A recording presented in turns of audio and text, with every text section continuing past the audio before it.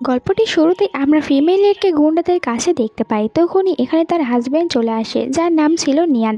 নিয়ান ওই গুন্ডাটিকে বলতে থাকে যে তুমি নিচে আসো, আমরা শান্তভাবে কথা বলতে পারি। বাট এই গুন্ডাটি নিয়ানকে বলতে থাকে যে আমি তোমাকে দেখাতে চাই যে আপন মানুষকে হারানোর যন্ত্রণা কতটুকু, কারণ আমার ওয়াইফ তোমার কোম্পানিতে মারা গিয়েছিল আর তুমি আমাকে কিছু টাকা দিয়ে এই জিনিসটিকে মিটমাট করতে বলেছিলে। এই জন্য আজকে আমি তোমার ওয়াইফ আর তোমার প্রেমিকাকে এখানে নিয়ে এসেছি। তুমি এদের দুজনের ভিতরে যে কোনো একজনকে সিলেক্ট করতে পারবে তাকে বাঁচানোর জন্য, আর আরেকজনকে মরতে হবে। তখন ফ্যাং এখানে নিয়ানকে বলতে থাকে যে আমি তোমার জন্য কত কি করেছি, আমার বেলা ডান্স ছেড়ে এই শহরে তোমার কাছে চলে এসেছি। তুমি বলেছিলে তুমি তোমার ওয়াইফকে একদমই ভালোবাসে না, ওকে ডিভোর্স দেওয়ার পর আমাকে বিয়ে করবে, তাই আমাকে বাঁচিয়ে নাও। নিয়ানের গ্র্যান্ডমা নিয়ানকে বলে তুমি প্লিজ কিমকে বাঁচিয়ে নাও, কারণ তুমি তো জানো কিম প্রেগনেন্ট, তাই পেটের ভিতরে তোমারই বাচ্চা রয়েছে যারা কিনা যে ফ্যামিলির হতে চলেছে। এই জন্য তুমি কিম আর তার টুইন্স বেবিকে বাঁচিয়ে নাও। এখানে তখন কিমও নিয়ানকে বলতে থাকে যে আমি জানি আমাদের দুজনের বিয়েটা হয়েছিল অনেকটা বেশি ভুলভাল ভাবে, কিন্তু এরপরেও বাচ্চারা তো কোনো দোষ করেনি, এই জন্য তুমি প্লিজ ওদেরকে বাঁচিয়ে নাও। গুন্ডাটি বলেছে আমার কাছে এত সময় নেই, তাড়াতাড়ি ডিসাইড করো তুমি কাকে বেছে নেবে আর আরেকজনকে মরতে দাও। তখনই এখানে নিয়ান দেখতে পায় যে পুলিশ এসে গিয়েছে।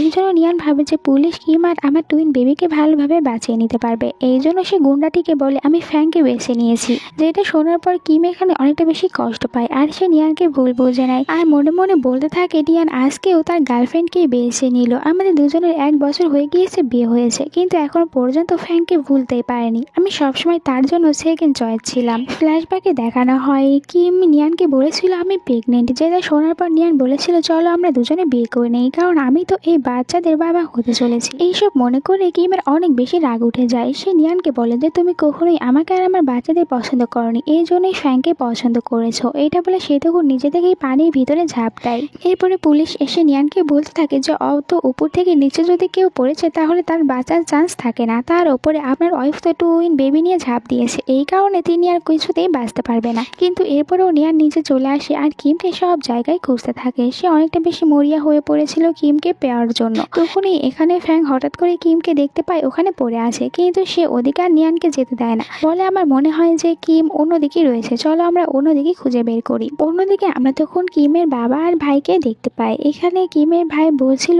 যে তুমি এত বেশি চিন্তা করো না, আমরা একদিন অবশ্যই কিমকে খুঁজে পাবো। কিমের বাবা বলতে থাকে 1 বছর হয়ে গিয়েছে কিম বাড়ি থেকে পালিয়ে গিয়েছে, কিন্তু এখন পর্যন্ত তার কোনো খোঁজ পায়নি। তখনই হঠাৎ করে কিমের বাবার কাছে কিম ফোন করে আর তার বাবাকে বলে তাকে বাঁচিয়ে নেওয়ার জন্য। এরপর আমরা কিমকে হসপিটালে দেখতে পাই যেখানে সে টুইন বেবির জন্ম দিয়েছিল।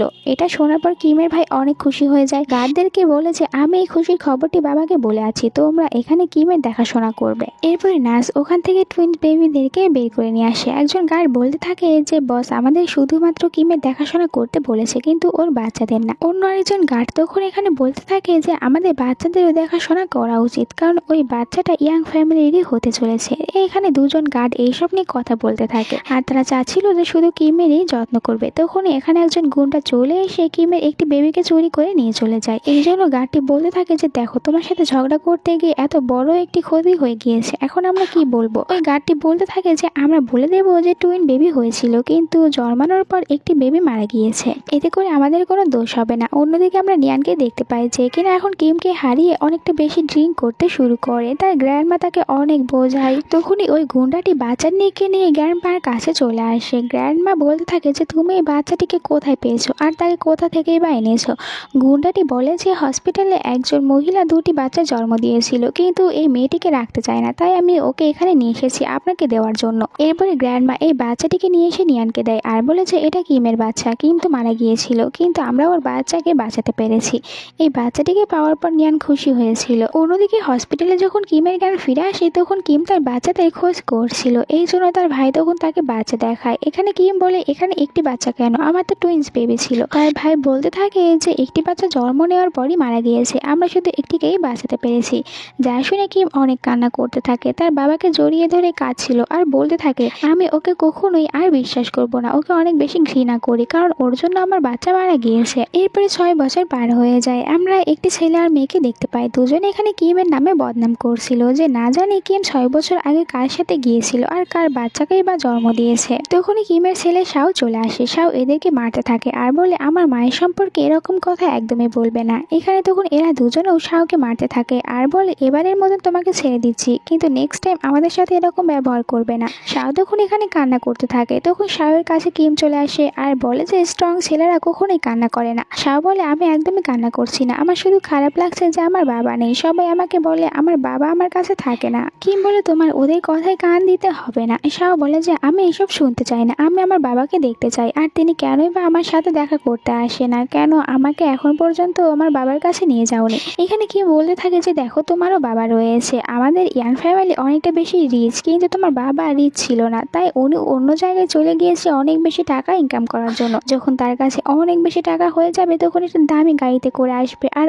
অনেক সুন্দর ড্রেস পরে আসবে, তখন তুমি তোমার বাবার সাথে দেখা করে নিও, কিন্তু তোমার বাবা তো এখন মারা গিয়েছে। অন্যদিকে আমরা নিয়ানকে দেখতে পাই। নিয়ান তার মেয়েকে সাথে করে ইয়ান ফ্যামিলির পার্টিতে এসেছিল। এখানে হঠাৎ করে তার মেয়ের শরীরটি খারাপ হতে শুরু করে। নিয়ান তার মেয়েকে জিজ্ঞাসা করে তোমার কি হয়েছে, তুমি কি ঠিক আছো? ডোডো বলে আমি এখানে শান্তিতে নিঃশ্বাস নিতে পারছি না। এই জন্য নিয়ান তার অ্যাসিস্ট্যান্টকে বলে যে মেডিসিন বের করার জন্য, বাট অ্যাসিস্ট্যান্টের হাত থেকে মেডিসিনটি নিচে পড়ে যায়, নষ্ট হয়ে যায়। এই জন্য নিয়ান বলতে থাকে তাড়াতাড়ি তুমি পার্টিতে গিয়ে সবার কাছ থেকে জিজ্ঞাসা করো কারোর কাছে এই মেডিসিনটি আছে কিনা। তখনই ওখানে শাও চলে আসে, নিয়ানকে মেডিসিন দেয় আর বলে যে এটা দিতে পারেন, আমারও ও অচেনা কোনো জায়গায় গেলে এরকম প্রবলেম হয়, এই জন্য আমি সবসময় আমার এটা পাশে রাখি। আর এরপরে এখানে শাও নিয়ানকে দেখার পর ভাবতে থাকে যে মনে হচ্ছে ইনি অনেকটা বেশি গরিব, যার কারণে এই মেডিসিন কেনার টাকা পাচ্ছে না। তাই এখানে তখন নিয়ানকে শাও ড্যাডি বলতে থাকে। নিয়ান বলে আমি তোমার ড্যাডি না। তখন ফ্যাং চলে আসে আর নিয়ানকে বলতে থাকে যে এই বাচ্চা ছেলেটি কি আর তোমাকে কেন এবার ড্যাডি বলছে। শাও বলে আমার মা বলেছে যে আমার বাবা অনেকটা বেশি গরিব, টাকা ইনকাম করার জন্য বাইরে গিয়েছে,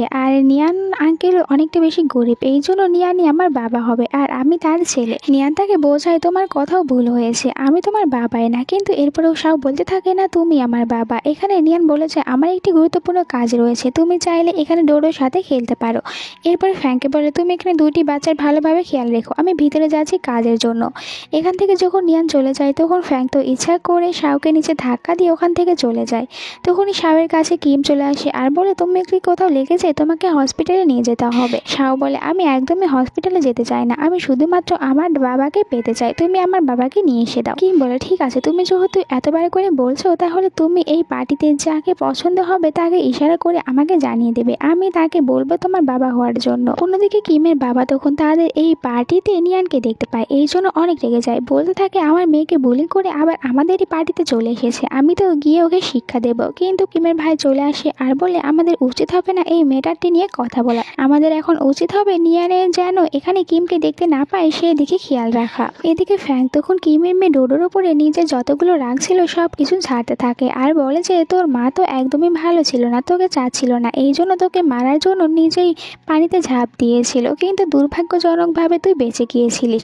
আর এখন তো তোর কপাল ভালো যে আমার মতন সুন্দরী একটি মেয়ে তোর স্টেপ মম হতে চলেছে, এই জন্য আমার নামে তোর বাবার কাছে অনেক ভালো ভালো কথা বলবি। এইসব শোনার পর ডোডো অনেক কষ্ট পায়, সে দৌড়ে এখান থেকে চলে যায়, টেবিলের নিচে বসে থেকে কান্না করছিল। কিম তখন কান্নার শব্দ শুনতে পায়, এই জন্য সে দেখতে আসে, দেখতে পায় এখানে ডোডো কান্না করছে। ডোডোকে বলে যে তুমি এখানে কান্না করছো কেন, আর তোমার বাবা কোথায়?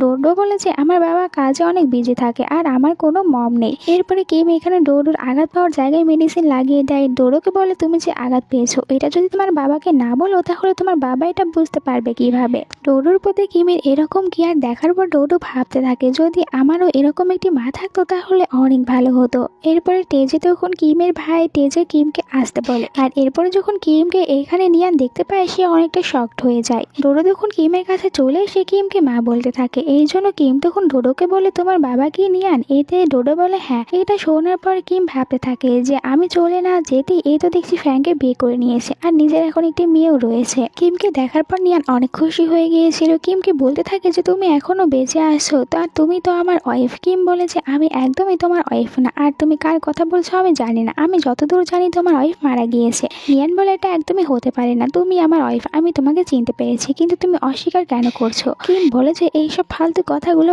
বলা বন্ধ করো, আর ওই মহিলাটিকে দেখে মনে হচ্ছে সে কেন জানি আমাকে দেখে ভয় পাচ্ছে, এমনও তো হতে পারে যে তোমার ওয়াইফের মারা যাওয়ার পিছনে ওই মহিলাটিরই হাত রয়েছে। ফ্যাং রেগে যায়, কিমকে বলে যে এইসব ফালতু কথাগুলো বলা বন্ধ করো। কিমের ভাই এখানে ফ্যাংকে অনেক জোরে একটি ধমক দেয় আর বলে যে তোমার সাহস কিভাবে হয় আমার বোনের সাথে এরকম ভাবে কথা বলা। কিমের বাবা বলে যে একে দুটো থাপ্পড় মেরে দাও তাহলে এর শিক্ষা হয়ে যাবে। ফ্যাং বলে আমাকে তোমরা এমনটি করতে পারো না, কারণ আমি অনেক ফেমাস একজন বেলা ক্যান্সার। এখানে তখন গার্ডরা তাকে দুটো থাপ্পড় মেরে দেয়। নিয়ান কিমকে বলতে থাকে যে আমার ফোনে আমার ওয়াইফের ফিঙ্গারপ্রিন্ট রয়েছে আর তুমি এটা খুলতে পারবে, কারণ আমি 5 বছর ধরে এটা একদমই চেঞ্জ করিনি। এটা যদি তুমি খুলতে না পারো তাহলে আমি বিশ্বাস করে নেবো যে তুমি আমার ওয়াইফ না। এরপরে সে জোর করে এখানে ফিঙ্গারপ্রিন্টে খোলার চেষ্টা করে, কিন্তু তার ফোনটি এখানে কিম খুলতে পারে না, যা দেখে সে অবাক হয়ে যায়। আর কিম ভাবতে থাকে যে ওই রাত্রে আমি যখন খাদে পড়েছিলাম তখন আমি ওখানে অনেকটা বেশি আঘাত পেয়েছিলাম, যার কারণে আমার হাতের সবগুলো ফিঙ্গারপ্রিন্টই নষ্ট হয়ে গিয়েছে, তাই চাইলেও এই ফোনটি আর আমি খুলতেই পারবো না। নিয়ান ভাবতে থাকে এটা কিভাবে সম্ভব হতে পারে, সে তো একদম আমার ওয়াইফের মতনই দেখতে। কিম বলে এখন তোমার বিশ্বাস হয়ে গিয়েছে, তাই এখান থেকে চলে যাও। ফ্যাং নিয়ানকে নিয়ে চলে যায়। নিয়ান চলে যাওয়ার পরে কিম এখানে অজ্ঞান হয়ে পড়ে। এরপরে কিমকে বাড়িতে নিয়ে আসা হয়। তার জ্ঞান ফিরে আসলে তার বাবা তাকে বলতে থাকে এখন থেকে তুমি আর নিয়ানের সাথে একদমই দেখা করতে যাবে না। কিম বলে কিন্তু এমনটি কেন আমি ওর সাথে দেখা করতে পারবো না? কিমের বাবা বলে তুমি যদি বেশিরবার নিয়ানের সাথে দেখা করো তাহলে তুমি দুর্বল হয়ে যাবে, আর ওর সাথে যত দেখা করবে তত তোমরা দুজনে ক্লোজ হয়ে যাবে। এভাবে তখন নিয়ান জানতে পারবে যে শাও তার ছেলে। তাদের সব কথাগুলো বাহির থেকে শাও শুনতে পারে। শাও বুঝেও যায় যে নিয়ানই হচ্ছে তার বাবা। পরের দিন শাও একাই চলে আসে নিয়ানের সাথে দেখা করার জন্য। নিয়ান যখন তার কার করে এখান থেকে যাচ্ছিল তখন শাও নিয়ানের কার দেখতে পায়, কিন্তু তখনই তার কারের সাথে ধাক্কা লেগে যায়। নিয়ান তাড়াতাড়ি করে শাওকে তখন হসপিটালে নিয়ে আসে। এখানে নিয়ানের অ্যাসিস্ট্যান্ট নিয়ানকে বলতে থাকে যে আপনি তো চাচ্ছিলেন জানতে যে কিম আপনার ওয়াইফ কিনা আর এ আপনার ছেলে কিনা, এই তো দেখতে পুরো আপনারই মতন। এই জন্য আমি বলি আপনি যদি সত্যিটা জানতে চান তাহলে এখানে শাওয়ের সাথে আপনার ডিএনএ টেস্ট করান। নিয়ান বলে তুমি ঠিক বলেছো। এরপরে শাওয়ের একটি চুল নিয়ে সে অ্যাসিস্ট্যান্টকে দিয়ে দেয় আর বলে 30 মিনিটের ভিতরে আমি যেন রেজাল্ট পেয়ে যাই। এদিকে কিম তখন শাওয়ের রুমের ভিতরে আসার পর শাওয়ের একটি লেটার দেখতে পায় আর তার ভাই এসে বলতে থাকে যে কি হয়েছে। এখানে কিম বলে যে শাও এখান থেকে চলে গিয়েছে, তাও আবার নিয়ানকে খোঁজার জন্য। তখনই কিমের বাবা চলে আসে। কিমকে বলে যে দেখো আমি হসপিটাল থেকে ডিএনএ রিপোর্ট নিয়ে এসেছি। নিয়ান তো শাওয়ের সাথে নিজের ডিএনএ রিপোর্ট করা ছিল, আর ওই হসপিটালের ডক্টর আমার অনেকটা বেশি ভালো বন্ধু, এই জন্য তো আমাকে এটা আগে জানিয়ে দিয়েছিল। যা দেখে কিম অনেক রেগে যায়, বলতে থাকে যে ওর সাহস কিভাবে হতে পারে আমার ছেলেকে কিডন্যাপ করেছে। অন্যদিকে হসপিটালে শাওয়ের জ্ঞান ফিরে আসলে সে নিয়ানকে হাঁক করে ধরে তাকে বাবা বলতে থাকে। নিয়ান বলে আমি তোমার বাবা না। শাও বলে মিথ্যে কথা কেন বলছো, আমি মাকে নিজের মুখে এই কথা বলতে শুনেছি। তখন এখানে কিম চলে আসে, গ্লাস ভর্তি পানি নিয়ে নিয়ানের উপরে ছুঁড়ে মারে আর বলতে থাকে তোমার সাহস কিভাবে হয়েছে, তুমি আমার ছেলেকে কিডন্যাপ করেছো। শাও বলে যে মা তুমি বাবাকে একদমই ভুল বুঝো না, আমি নিজে এখানে এসেছিলাম, আমাকে কিডন্যাপ করেনি। নিয়ান বলতে থাকে নেক্সট টাইম আমার উপরে পানি ফেলে দেওয়ার আগে অবশ্যই সবকিছু ভালোভাবে জেনে শুনে আসবে। তোমার ছেলে নিজে থেকে আমার কারের সামনে চলে এসেছিল আর ওকে বাঁচানোর জন্যই তো আমার এত বড় একটি মিটিং নষ্ট হয়ে গিয়েছে। এরপরে কি বাইরে চলে আসে হসপিটালে টাকা পে করার জন্য। সে বাইরে আসার পর নিয়ানকে বলতে থাকে তোমার হসপিটালে থাকার কোনো প্রয়োজন নেই, তুমি তোমার ওয়াইফের কাছে যেতে পারো।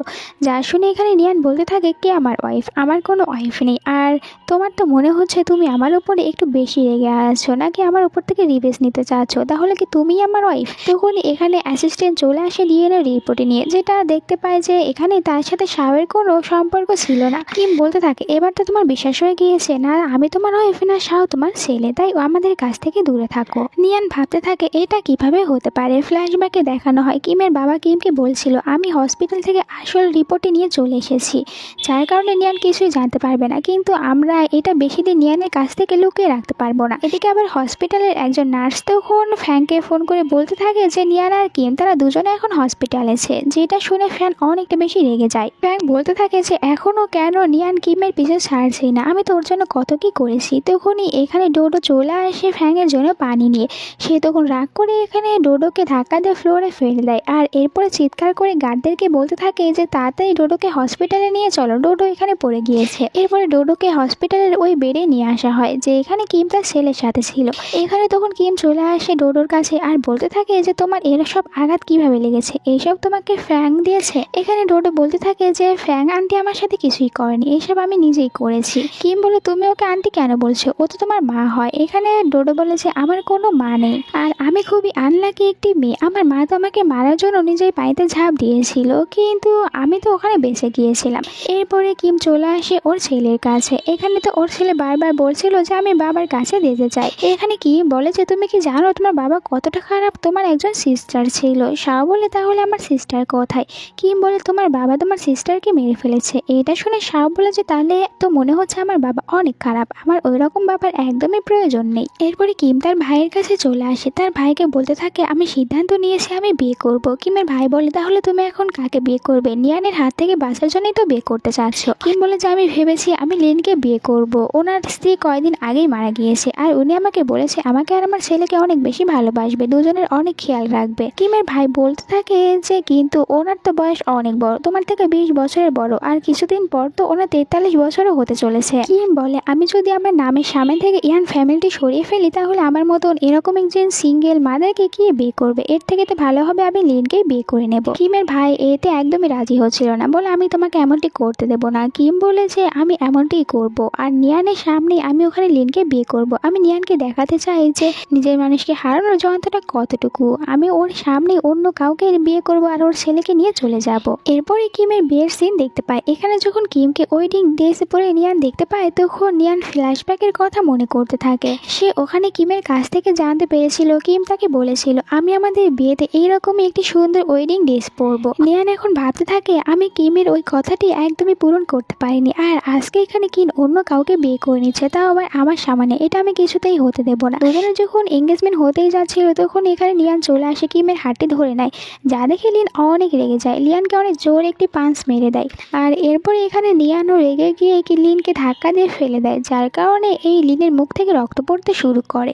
সবাই তখন এখানে লিনকেই ধরতে থাকে, আর এরপরে এখানে নিয়ান অনেক জোরে জোরে কিমকে বলতে থাকে যে আমার ভুল হয়ে গিয়েছে, প্লিজ তুমি অন্য কাউকে বিয়ে করো না, আমি তো সবসময় শুধু তোমাকেই বাঁচাতে চেয়েছিলাম। ওই দিন আমার মনের কথাটি শোনা উচিত ছিল, আমি সেই দিন তোমাকেই বাঁচাতে চেয়েছিলাম, এই জন্যই বলছি প্লিজ তুমি অন্য কাউকে বিয়ে করো না, আমাকে ক্ষমা করে দাও, আমাকে আরেকটি চান্স তুমি দিতেই পারো। সে এখানে অনেক বেশি কান্নাকাটি করছিল আর এইসব কিছু বলছিল। এইসব দেখে কিমের অনেক মায়া লাগে। সে তখন নিয়ানকে হাত করে ধরে বলতে থাকে যে কিন্তু এখন অনেক দেরি হয়ে গিয়েছে, আমি আর কখনোই তোমার কাছে ফিরে যেতে পারবো না। অন্যদিকে যখন ফ্যাং হসপিটালে ছিল তখন সে এখানে জানতে পারে যে নিয়ান তো কিমের ওই এঙ্গেজমেন্টের জায়গায় গিয়ে অনেকটা বেশি ঝামেলা করেছে, তাই এঙ্গেজমেন্টই ভেঙে গিয়েছে। ফ্যাংয়ের সন্দেহ হচ্ছিল, তাই কিম আর ডোরো দুজনে ডিএনএ টেস্ট করাতে পাঠিয়ে দেয়। অন্যদিকে কিমের কাছে চলে আসে তার ভাই তাকে বলতে থাকে যে ওখানে নিয়ান যেরকম ব্যবহার করেছে যার কারণে লিন অনেকটা বেশি কষ্ট পেয়েছে, তাই এই এঙ্গেজমেন্টই ভেঙে দিয়েছে। তাহলে এখন তুমি কি করতে চাচ্ছ?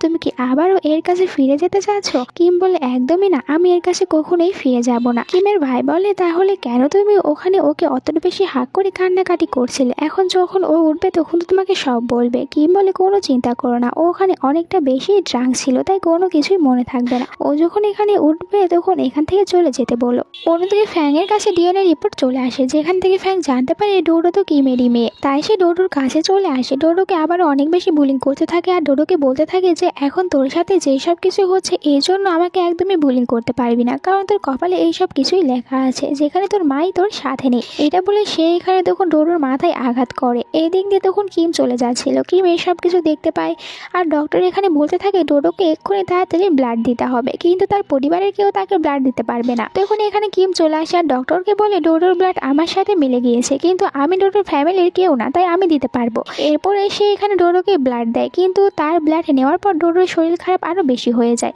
ডক্টর বলতে থাকে বলেছিলাম যে কোনো ফ্যামিলির লোক যেন একে ব্লাড না দেয়, এক্ষুনি এর জন্য অন্য কোনো ব্লাডের ব্যবস্থা করো। যা শুনে এখানে কিম অনেকটা শক্ট হয়ে যায়, ভাবতে থাকে এর মানে কি ডোডো আমারই মেয়ে। এরপরে কিমের ভাই তখন ওই দুই গার্ডকে ধরে নিয়ে আসে আর তাদেরকে এখানে সব সত্যি কথাগুলো বলতে বলে। গার্ডরা তখন অনেক বেশি ভয় পেয়ে যায়, তারা সত্যি কথাগুলো বলে দেয় যে ওই দিন ওখানে দুইটা বেবি জীবিত ছিল, কিন্তু আমাদের একটু বেখেয়ালের কারণে একটি বেবিকে ওখান থেকে চুরি করে নিয়ে যাওয়া হয়েছিল। আমরা অনেক বেশি ভয় পেয়েছিলাম যে আমাদেরকে না জব থেকে বের করে দেওয়া হয়, এই জন্য আমরা মিথ্যে কথা বলেছিলাম। এটা শুনে কিমের ভাই অনেক রেগে যায় আর বলে যে তোমরা কতটা খারাপ হতে পারো। এরপরে অন্য গার্ডদেরকে বলে যে এদেরকে পুলিশের কাছে নিয়ে যেতে। এরপরে হসপিটালকে ডোডোর কাছে চলে আসে কিম ডোডোকে দেখার জন্য, আর ডোডোকে বলতে থাকে তোমার সাথে আমার যখন প্রথম দেখা হয়েছিল তখন তুমি আমাকে মা বলেছো, তাহলে তুমি কি আমাকে আবারও মা বলতে পারবে? আর তুমি কি আমাকে তোমার মা বানাতে চাও? ডোডো বলে একদমই না, কারণ আমি চাই না আমার জন্য কারোর সাথে খারাপ হোক, কারণ আমাকে ফ্যাং আন্টি বলেছে আমার সাথে যে থাকবে সেই খারাপ হয়ে যাবে, কারণ আমি একটি আনলাকি মেয়ে। কিম বলে এই সব কিছু মিথ্যে, তুমি অনেক ভালো একটি মেয়ে, তুমি আমাকে একবার শুধু চান্স দাও তোমার মা হওয়ার জন্য, দেখবে আমি তোমাকে অনেক ভালোবাসবো। এখানে ডোডো বলতে থাকে যে সত্যিই কি এমনটি হতে পারে? কিম বলে হ্যাঁ অবশ্যই হবে, আমি তোমাকে অনেক বেশি ভালোবাসবো, আমি তোমার একদম আসল মা হওয়ার চেষ্টা করব। ডোডো বলে তাহলে আমি তোমাকে আমার মা বানাবো। এরপরে কিম ওখান থেকে বাইরে চলে আসে, তার ভাইকে বলতে থাকে আমি সিদ্ধান্ত নিয়েছি, আমি ডোডোকে ফ্যাংয়ের হাত থেকে বাঁচানোর জন্য নিয়ানকে আবারও বিয়ে করে নেব। কিমের ভাই বলে তোমার কি হয়েছে, তুমি আবারও ওই নিয়ানের কাছে ফিরে যাবে, তুমি সবকিছু ভুলে গিয়েছো? কিম বলে আমি কোনো কিছু ভুলে যাইনি, কিন্তু আমার মেয়েকে আমি ফ্যাংয়ের হাতে অত বেশি বুলিং হতে দেখতে পারবো না, আর তাকে বারবার এরকমভাবে হসপিটালে এসে ভর্তি হতে দেখতে পারবো না। এই জন্য আমি আমার মেয়েকে বাঁচানোর জন্য আবারও নিয়ানের কাছে ফিরে যাব, এতে করে আমি আমার দুজন সন্তানকে ঠিক রাখতে পারবো। এদিকে নিয়ান তো হসপিটালে কিমের উপরে অনেকটা বেশি রেগেছিল। কিমকে বলতে থাকে, তোমাকে কি বলেছিলাম যে তুমি সবসময় ডোডোর খেয়াল রাখবে, তাহলে ডোডোর এরকম অবস্থা কিভাবে হতে পারে? তোমার সাথে আমার কি ডিল হয়েছিল যে ডোডো যতদিন পর্যন্ত 18 বছরে না হচ্ছে ততদিন তুমি ডোডোর খেয়াল রাখবে, এর বদলে আমি তোমাকে আমার ওয়াইফ বানাবো। ফ্যাং বলে, এতে আমার কি দোষ? আমি তো সারা রাত জেগে ওর দেখাশোনা করেছিলাম, কিন্তু ও একটু বেশি লাফালাফি করে তাই ও ব্যথা পেয়ে গিয়েছে। আর তুমি আমাকে বলো যে তোমার ওয়াইফ বানাবে, কিন্তু এখনো কেন বানাওনি? আমাকে ওয়াইফ বানিয়ে ফেলো, দেখো আমি ডোডোর অনেক বেশি ভালোভাবে খেয়াল রাখবো। তখনই ডাক্তার বলে ডোডোর জ্ঞান ফিরে এসেছে, এই জন্য ডোডোকে দেখতে ভিতরে চলে আসে। ডোডো এখানে নিয়ানকে বলতে থাকে, আমার তো বার্থডে আসতে চলেছে, তাহলে আমি যদি তোমার কাছ থেকে একটি গিফট চাই, তুমি কি আমাকে ওই গিফটটি দেবে? নিয়ান বলে, অবশ্যই দেবো, তুমি শুধু একবার বলো। ডোডো বলে যে আমার মাকে চাই, আমি চাই তুমি আমার মাকে নিয়ে এসে দাও। এটা শোনার পর নিয়ান বাইরে এসে ফ্র্যাঙ্ককে বলতে থাকে যে চলো আমরা দুজনে বিয়ে করে নেই, তুমি ডোডোর ভালো মা হওয়ার চেষ্টা করবে, আমি এই কারণেই তোমাকে বিয়ে করছি। এটা শুনে ফ্র্যাঙ্ক অনেক খুশি হয়েছিল, বলতে থাকে চলো আমরা দুজনে আজকেই করে গিয়ে বিয়ে করে নেই। নিয়ান বলে, এত তাড়াহুড়া করার দরকার নেই, আজকে গ্র্যান্ডমার বার্থডে পার্টি রয়েছে, আমি ওখানে সবাইকে বলে দেবো যে তুমি এখন থেকে জি ফ্যামিলির মালকিন হতে চলেছ। এরপরে আমরা গ্র্যান্ডমার বার্থডে পার্টি দেখতে পাই। এখানে তো ফ্র্যাঙ্ক চলে আসে আর গ্র্যান্ডমাকে বলতে থাকে যে আমি আর নিয়ান আমরা দুজনে বিয়ে করতে চলেছি। এটা শুনে গ্র্যান্ডমা তার উপরে অনেক রেগে যায়, বলতে থাকে তুমি কখনোই জি ফ্যামিলিতে আসতে পারবে না, আমি জি ফ্যামিলির বউ হিসেবে শুধুমাত্র কিমকেই মানি। তখন এখানে তো ফ্যান একটি মিথ্যে কথা বলে যে আমি তো এখন নিয়ানের বাচ্চায় প্রেগনেন্ট হয়ে আছি। এটা শুনে গ্র্যান্ডমা তার উপরে অনেকটা বেশি খুশি হয়ে যায়, বলে তাহলে তুমি বিয়ে করতেই পারো, কারণ এখন তো কিম বেঁচে নেই আর তার বাচ্চারাও এই বাড়িতে নেই, তাই তোমাদের দুজনকে আমি বিয়ে করা থেকে আটকাবো না। গ্র্যান্ডমা তখন কিমকে অনেক বেশি মিস করতে থাকে, এই জন্য কান্না করছিল আর কিমকে চারিদিকে খুঁজে বেড়াচ্ছিল। কিমকে তো এটাই বলছিল যে কত দিন হয়ে গিয়েছে তুমি এখান থেকে চলে গিয়েছো, কিন্তু একবারও তুমি আমার স্বপ্ন তো কেন আসোনি? তুমি মনে হয় আমাকে একদমই মিস করো না, আমাকে একদমই মনে করোনি, তাই তো কখনোই আমার স্বপ্নেতে আসোনি। নিয়ান তখন গ্র্যান্ডমার কাছে চলে আসে আর বলে যে আপনার কি হয়েছে, আপনি এভাবে কেন কান্না করছেন? গ্র্যান্ডমা এখানে কান্না করে বলতে থাকে যে আমি কিমকে অনেক বেশি মিস করছিলাম, আর কিন্তু অনেকদিন হলো এখান থেকে চলে গিয়েছে, এই জন্য তোমার এখন যাকে ইচ্ছে বিয়ে করতে পারো, আমি তোমাকে কিছুই বলবো না। এরপরে নিয়ান আর ফ্যাংদোরও বিয়ে করতে যাচ্ছিল, কিন্তু তখনই ওখানে কিম চলে আসে অনেকটা সুন্দর করে সেজে, যাকে দেখে নিয়ান অনেকটা শক্ট হয়ে যায়। আর ফ্যাং বলতে থাকে যে তুমি এখানে আসলে কি করতে এসেছো? কিম বলতে থাকে আমি তো এখানে এসেছি জোর করে বিয়ে করতে, আমি এখন নিয়ানকে বিয়ে করতে চাই, কারণ নিয়ান ওই দিন আমার এঙ্গেজমেন্টে গিয়ে অনেক বেশি ঝামেলা করেছিল, তাই আমার তো এখন কারোর সাথে বিয়ে হচ্ছে না, তাই আমি নিয়ানকে বলতে চাই সে কি আমাকে বিয়ে করবে। আর নিয়ান তো এতে খুশি খুশি রাজি হয়েছিল, তাকে রিংটি বের করে পরিয়ে দেয় আর দুজনে বিয়ে করে নেয়, যা দেখে ফ্যাং অনেক রেগে যায়। নিয়ানকে বলতে থাকে তুমি এটা কি করলে, তুমি তো আমাকে বিয়ে করতে চেয়েছিলে, তাহলে এখন এই মেয়েটিকে কেন বিয়ে করলে? নিয়ান বলে আমি শুধুমাত্র ডোডোর জন্য একজন মাকে নিয়ে আসতে চাচ্ছিলাম, এখন ওটা তুমি হও না এ হোক আমার কোনো যায় আসে না। ফ্যাং রেগে কিমকে বলতে থাকে তুমি যতই নিয়ানকে বিয়ে করে নাও না কেন, কখনোই নিয়ানের ওয়াইফের জায়গা নিতে পারবে না, কারণ নিয়ান তো ওই জায়গাটি শুধুমাত্র ওর মারা যাওয়া ওয়াইফের জন্যই রেখে দিয়েছে, যেটা তুমি চাইলেও নিতে পারবে না। কিম বলে আমি জানি জীবিত মানুষরা কখনোই মারা যাওয়া মানুষদের জায়গা নিতে পারে না, আর আমি ওটা চাইও না। এরপরে সে ফ্যাংয়ের কাছে চলে আসে আর ফ্যাংয়ের কানে কানে বলতে থাকে যে প্রথমে তুমি আমাকে কি বলেছিলে মনে আছে? ফ্ল্যাশব্যাকে দেখানো হয় ফ্যাং কিমকে বলেছিল আমি নিয়ানের গার্লফ্রেন্ড আর ও আমাকে সবসময় ভালোবাসবে, তোমাকে কখনো ভালোই বাসবে না, আর তুমি আমার সাথে জিততেও পারবে না। এই জন্য এখন কিম ফ্যাংকে বলছিল যে এখন আমি নিয়ানের ওয়াইফ, তাই তুমি আর কখনোই জিততে পারবে না। ফ্যাং ওখান থেকে চলে গেলে গ্র্যান্ডমা এখানে কিমের কাছে আসে, কিমকে দেখে বলতে থাকে যে তুমি তো দেখতে পুরো কিমের মতন, তাহলে এতদিন কেন এখানে আসোনি, কেন আমাদের কাছ থেকে দূরে ছিলে? ফ্ল্যাশব্যাকে দেখানো হয় কিম যখন এই বাড়ি থেকে তার সব জিনিসগুলো নিয়ে চলে যাচ্ছিল, তখন গ্র্যান্ডমা কিমের কাছে এসে বলে তুমি কেন এখান থেকে চলে যাচ্ছ? কিম বলে কারণ এখানে ফ্যাং চলে এসেছে, তাই আমাকে তো এখান থেকে যেতেই হবে। গ্র্যান্ডমা বলে যে এখানে যতই ফ্যাং চলে আসুক না কেন আর যতই সে নিয়ানকে বিয়ে করে নিক না কেন, তুমি তো সবসময় এই বাড়ির বউ থেকেই যাবে আর আমি তোমাকেই বউ মেনে নেব। এটা শুনে কিম অনেক বেশি খুশি হয়ে গিয়েছিল, এই কারণে গ্র্যান্ডমা এখন এখানে কিমকে দেখে খুশি হয়েছিল। কিন্তু একজন লোক এসে এখানে গ্র্যান্ডমাকে বলতে থাকে যে এটা কিম না, এটা হচ্ছে ইয়ান ফ্যামিলির ডটার। তো এসব শোনার পর গ্র্যান্ডমা আবারও স্যাড হয়ে যায়, আর এখানে কিম তখন গ্র্যান্ডমাকে বলতে থাকে আমি নিয়ানকে বিয়ে করেছি শুধুমাত্র দুটি বাচ্চাকে ভালোভাবে দেখাশোনা করার জন্য, আমাদের দুজনের ভিতরে কখনোই ভালোবাসা হবে না। গ্র্যান্ডমা বলে যে এখন আমার বয়স হয়েছে, তোমাদের যা ইচ্ছা তা করতে পারো, আমি কিছুই বলবো না। এরপরে ফ্যাং ডোডোকে সাথে করে একটি অনাথ আশ্রমে নিয়ে এসেছিল, এটা দেখার পর ডোডো বলতে থাকে যে আমাকে এখানে কেন নিয়ে এসেছো, এখানে তো সেই সব বাচ্চারা থাকে যাদের মা আর বাবা নেই, কিন্তু আমার তো এখন মা আর বাবা আছে। ফ্যাং বলে যে তোমার মা আর বাবা নেই কারণ নিয়ান যাকে বিয়ে করেছে সে একদমই তোমাকে আমার মতন করে ভালোবাসবে না, তাই তোমাকে এখানেই থাকতে হবে। এদিকে নিয়ানও আবার জানতে পারে ফ্যাং তো ডোডোকে নিয়ে গিয়েছে অনাথ আশ্রমে রেখে দিয়ে আসার জন্য। এটা শুনে নিয়ান অনেক রেগে গিয়েছিল, সে ওখানে যেতেই নিচ্ছিল, কিন্তু গ্র্যান্ডমা তাকে এখানে বাধা দেয় আর বলে যে ডোডোকে তুমি ওখানেই থাকতে দাও, প্রথম থেকে ডোডোর ওখানেই থাকা উচিত ছিল। নিয়ান বলতে যে আপনি এসব কি বলছেন, ডোডো কি কিমের মেয়ে না, কিন্তু আপনি তো বলেছিলেন ও কিমের মেয়ে। গ্র্যান্ডমা বলে যে ও তো আসলে কিমের মেয়ে না, কিম তোমাকে কোনো বাচ্চা দিয়ে যায়নি, বরং ও তো ওখানে বাচ্চা নিয়েই মারা গিয়েছিল, তুমি অনেকটা বেশি নেশা করেছিলে, এই জন্য আমি তখন ওই মেয়েটিকে তোমার কাছে দিয়েছিলাম, ওকে আমি অন্য আরেকজনের কাছ থেকে পেয়েছিলাম, তাই ওর এখন থেকে ওখানেই থাকা উচিত। আর ও এমনিতেও জি ফ্যামিলির কোনো অংশ না, আর তোমরা দুজনে তো এখন বিয়ে করে নিয়েছো, তাই অবশ্যই ভবিষ্যতে তোমাদের বাচ্চা হবে, তাই ওকে ওখানেই থাকতে দাও। এরপরে নিয়ানের কাছে কিম চলে আসে আর জিজ্ঞাসা করতে থাকে যে ডোডো কোথায়। এখানে তখন নিয়ান বলতে থাকে যে ডোডোকে অনাথ আশ্রমে রেখে আসা হয়েছে। যেটা শুনে কিম অনেক রেগে যায়, নিয়ানকে জোরে একটি থাপ্পড় মারে আর বলে যে তুমি এটা কিভাবে করতে পারো, ডোডো তো তোমার মেয়ে, তাহলে তুমি ওকে কেন অনাথ আশ্রমে রেখে দিয়েছো। নিয়ান বলে যে দেখো আমি তো এইসব কিছু তোমার ভালোর জন্যই করেছি, ডোডোর ওখানে থাকাই ভালো হবে। কিম বলে যে তুমি কি আমাকে জিজ্ঞাসা করেছিলে যে ডোডোকে তুমি ওখানে রেখে আসবে, তুমি কখনোই আমার কথা শোনো না, তুমি ঠিক আগের মতনই রয়েছো, আমারই ভুল হয়েছিল, আমি তোমাকে বিশ্বাস করেছি। এরপরে কিম চলে আসে অনাথ আশ্রমে ডোডোর কাছে, সেখানে ডোডোকে বলতে থাকে যে আমি এখানে চলে এসেছি, তোমাকে আবারও বাড়িতে নিয়ে যাব, তোমার মা এখানে এসেছে। কিন্তু ডোডো বলে আমার কোনো মা বাবা নেই, আমি একজন অনাথ। কিম বলতে থাকে তুমি আমার দিকে কেন তাকাচ্ছ না, তুমি কি আমাকে চিনতে পারছো না। তখন নিয়ান চলে আসে আর বলে আমার মনে হয় ডোডোকে হসপিটালে নিয়ে যেতে হবে। ডোডোকে হসপিটালে নিয়ে আসে, এখানে ডক্টর ডোডোকে চেক আপ করানোর পর বলতে থাকে যে ডোডো অনেকটা বেশি আঘাত পেয়েছে, তাই সে এখন অন্য একটি দুনিয়াতে চলে গিয়েছে, ওকে এখন ভালোবাসা দিয়ে ওই দুনিয়া থেকে আবারও ফিরিয়ে নিয়ে আসা যাবে। নিয়ান তো রেগে চলে আসে ফ্যাংয়ের কাছে আর ফ্যাংয়ের উপরে অনেক চিৎকার করে বলতে থাকে তুমি ডোডোকে কেন অনাথ আশ্রমে পাঠিয়েছিলে, আমি তো তোমাদের দুজনের ভালোর জন্য এইসব কিছু করেছিলাম, প্রথমে তুমি কিমকে ভালোবাসতে আর এখন একে ভালোবাসতে শুরু করো, তাহলে আমাকে তুমি কখনোই ভালোবাসোনি, আমি কি ভালোবাসার যোগ্য না।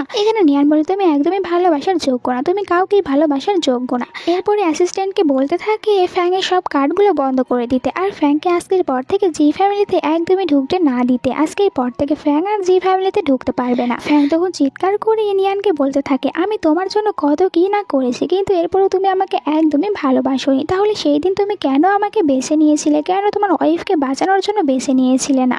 এই সব কিছু শোনার পর নিয়ান বলতে থাকে ওই দিন আমি তোমাকে ভালোবাসি এই কারণে বেছে নিইনি, বরং অন্য একটি কারণে আমি তোমাকে বেছে নিয়েছিলাম। এরপরে হসপিটালে চলে আসে, দেখতে পাই যে কিম এখানে ঘুমিয়ে পড়ে গিয়েছে, এই জন্য কিমকে নিয়ে বাড়িতে চলে আসে। একটু পরে কিমের যখন ঘুম ভেঙে যায় তখন সে বলতে থাকে আমি এখানে কি করছি। নিয়ান বলে তুমি হসপিটালে অনেকটা বেশি ক্লান্ত হয়ে ঘুমিয়ে পড়েছিলে, তাই এখানে নিয়ে এসেছি।